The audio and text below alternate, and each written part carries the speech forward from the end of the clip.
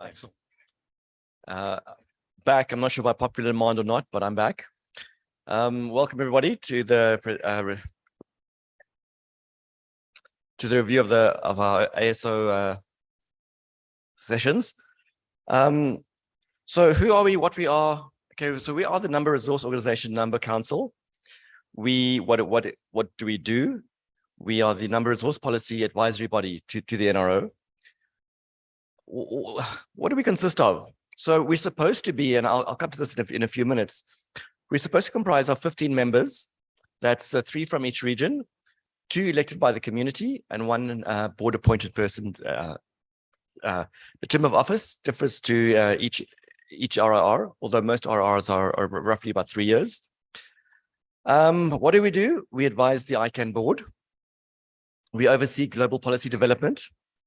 And the colors here are important because it shows the importance of the task that we do. And coming back to how we organize the 15 members of the regions, we appoint 2 board members to the ICANN board, and we appoint a member to the ICANN NomCon. Now, this is quite a tricky situation. We've heard Paul earlier on this morning.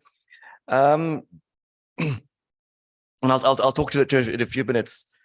When do we meet and how often do we meet? We meet remotely every month and face-to-face annually, although we've done two face-to-face meetings this year already. AFRINIC, currently I'm the only representative from AFRINIC.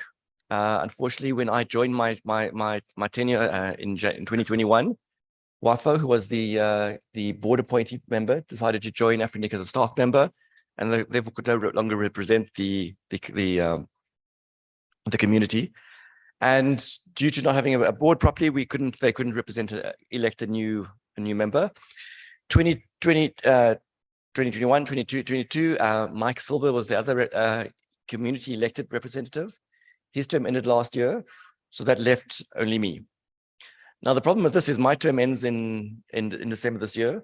Hopefully, we've heard from the receiver, we'll have elections soon and we can re-elect some new representatives. But the important thing is that and coming back to the 2 points in red, appointing ICANN board members and specifically NomCom, is that these are community organizations, and the community consists of all 5 RRRs, not 4 of the 5 RRRs. So it's very important that it's a community represented environment, and without AFRINIC there, we're not representative of the entire community. But hopefully that's a thing of the past and will be rectified hopefully fairly soon. And that is so I'm not a person from AFRINIC. APNIC, we have Gaurav and Saul. The people in bold are the chairs and vice chairs. We have our chair in the audience over here, and we can see that the terms. So generally, the terms are LACNIC is we've got some people for 1 year, some people for 2 years.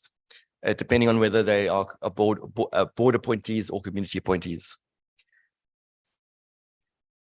Just a picture of us at the ICANN 76 meeting in Cancun. It was very interesting to attend the presentations, and obviously that was actually our second ever face-to-face meeting that we had due to COVID. So as we've said previously, our main thing is for global policy development. We follow our respective RR policy forums, the global policies, the current global policies, and each RR has a member. Each RR has a representative that follows the global policy, the policy development in their region, and forms back to it works as the policy proposal facilitator team. So if there are proposals in the regions that are thinking that they might end up being global, we feed that back into our ASO meetings as part of the PPFT session, just as so we know and we have a heads up amongst the ASO. And obviously, I'm the representative of AFRINIC. We have Di, Nick, George, and James from RIPE. Transparency is quite a big thing because, as I said, we've said earlier on, we're community driven. We're elected by the community. We represent the community.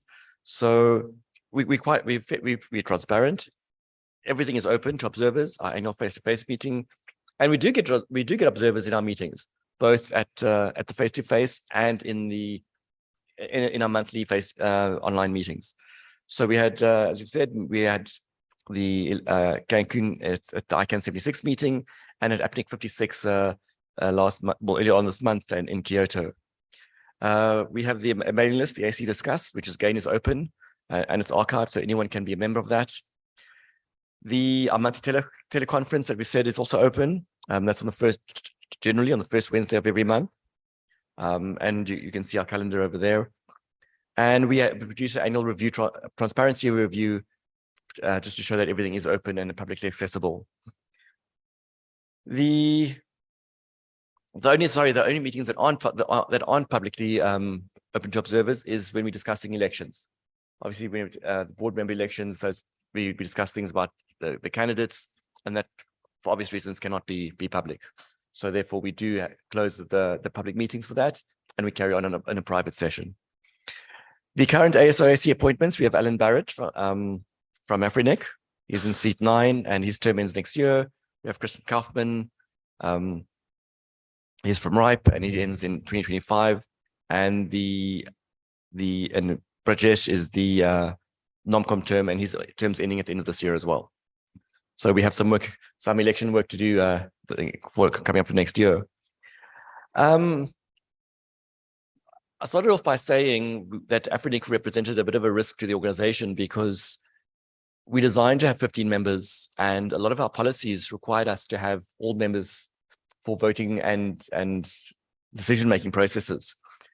Last year, while we were still at Mike, so we had 2 of our 3 representatives, we realized that Afrinic was in a bit of a predicament, and we started looking at the policies of how we can adjust them so that the ASA could continue to operate without a full quorum. It's not an ideal situation, as you've mentioned. We want to be fully representative of the community, but we also have to be realistic and saying that this is a very real problem. Currently, with Afrinic, it finds itself in, but it's not. It's a possibility that it could happen again in the future. New RRs get created. There are problems with them. So we started looking at the policies, and there are a number of policies under review. Some of the policies just weren't written in good English. Some of the annexures and the references didn't exist. So some of the policies, it was just a very quick and easy cleanup, where the text needed to be edited and corrected, and some of the policies just needed to be redone. So we've been working on that now since we started in June 2022. As I'm sure you can imagine, these things are quite complex. So it's not a quick thing. Hopefully we'll be wrapping some of them up in the next couple of months. As in anything, we need to have a working group for that. We can't work with the whole team because the whole committee has the general work to do. So we started with Hervé, who's our current ASO chairman, as we said. But Ricardo, who was the vice chair of the ASO at the time, headed up the working group for the policy reviews. And I started off being Mike and myself, and I'm the last Afrinic representative. And hopefully we'll get this done before the end of the year while I'm still involved. Short and sweet. Any questions?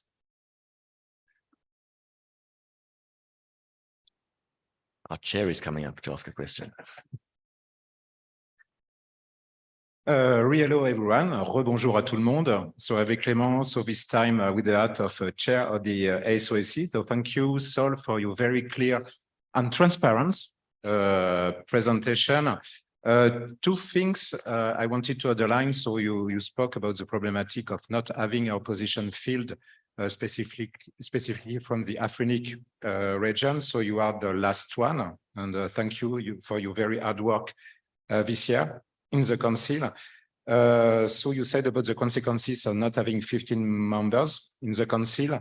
And the problematic is, so if the situation is the same at the end of the year, there won't be any Afrinic representative anymore in the ASO/AC from next January, which is so the problem of quorum, of course, but a problem, philosophically, a problem of not having a specific region, not represented in a council or other organization, etc. So I would say the governance IP system, etc., is worldwide, is global, and not having a region is really problematic for me.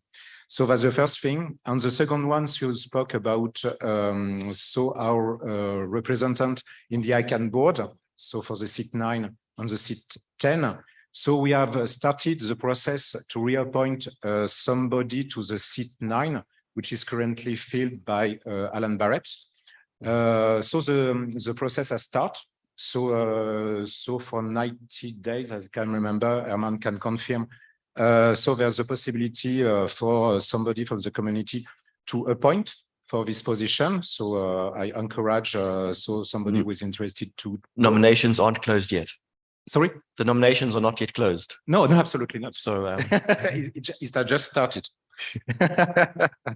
So the only point is, as Christian is from the RIPE NCC is appointed to seat 9. So the guy or the girl for the appointment for seat 9 has not to come from the RIPE region, but all the other region can appoint for this position. So if you are interested, don't hesitate. Thank you very much. thank you very much.